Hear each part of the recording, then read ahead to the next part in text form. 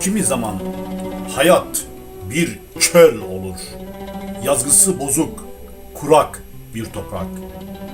Kimi zaman yalnızlığımızı güneşle aralayan bir sevinç müjdecisi.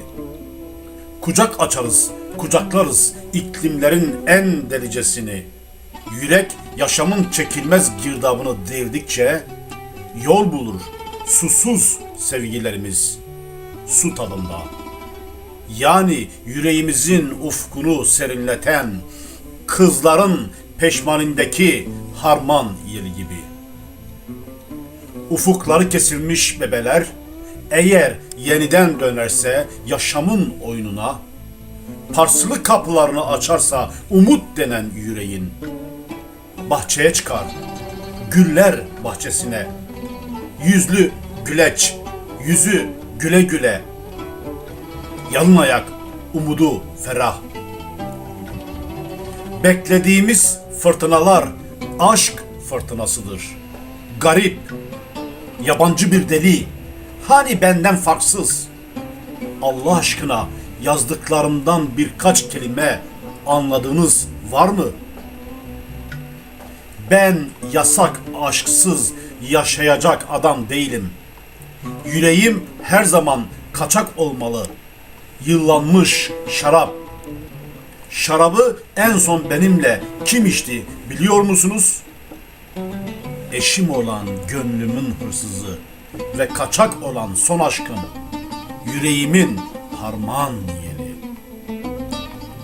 Gönlün Baltık denizi olsa da çekinmeden yelken açarım.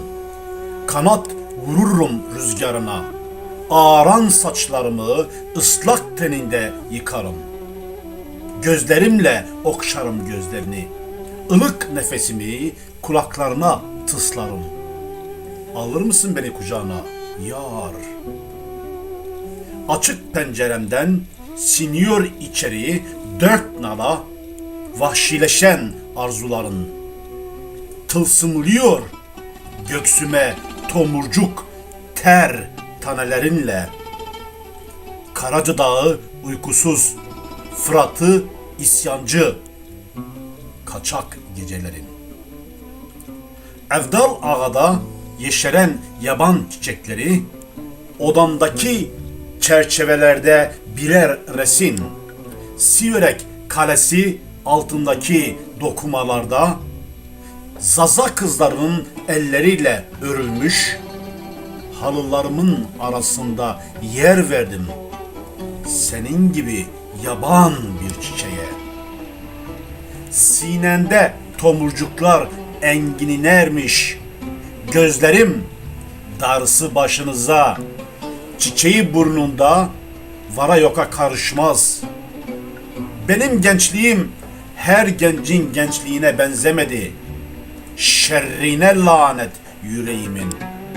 O zaten isyancı olmaktan gayri bir iş bilmedi.